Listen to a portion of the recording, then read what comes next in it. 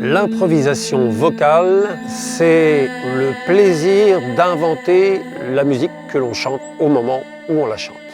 Deux éléments principaux, c'est le son de la voix et la musique que l'on crée avec le son de la voix.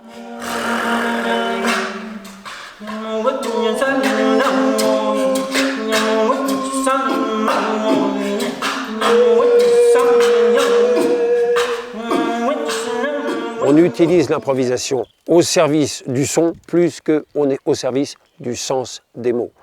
Donc ça veut dire que l'on travaille sur le proto-langage ou ce qu'on appelle le langage imaginaire. Un langage qui vient du son, qui prend sens à l'intérieur de soi d'une manière assez mystérieuse.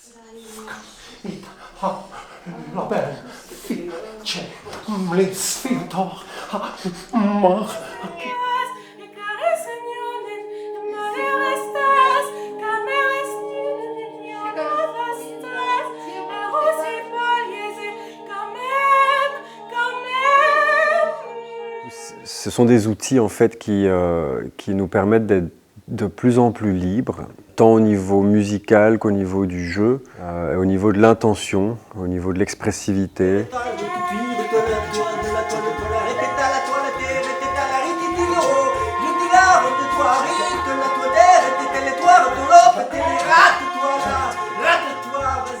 Et j'ai très envie de chanter et en même temps que ce soit un jeu, que ce soit pas que faire de la musique mais jouer avec d'autres. Et je trouve que Jean-Yves il permet ça, ce pont-là entre le jeu et le chant. Le chant en collectif sans instrument, c'est-à-dire que c'est nous qui faisons la musique, je ne connaissais pas. Je ne savais pas ce que c'était.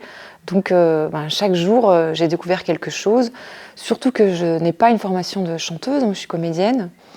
Donc chaque jour, c'était un immense laboratoire où j'apprenais à la fois sur le plan technique, individuel et collectif.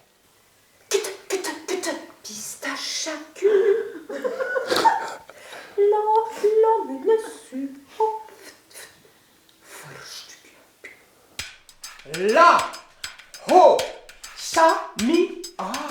La, ho, sa, mi, ah. Je me suis surpris à faire des choses que je n'aurais jamais été, que je ne pouvais même pas soupçonner qui existent en moi. Quelque chose d'animal qui emmène, qui embarque.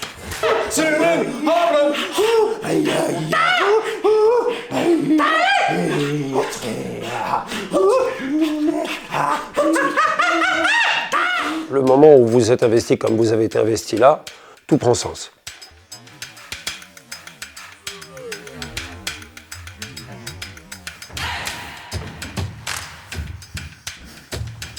Et avant de dire j'y vais, qu'est-ce que vous avez construit à l'intérieur de vous pour y aller?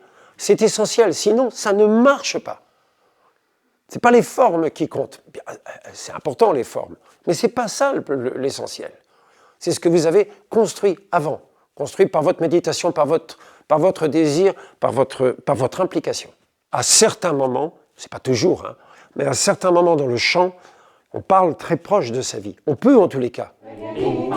Savez-vous comment on nourrit un enfant? Un serpent tombé d'un régime de bananes rampa vers lui. Il l'avala et il le recracha.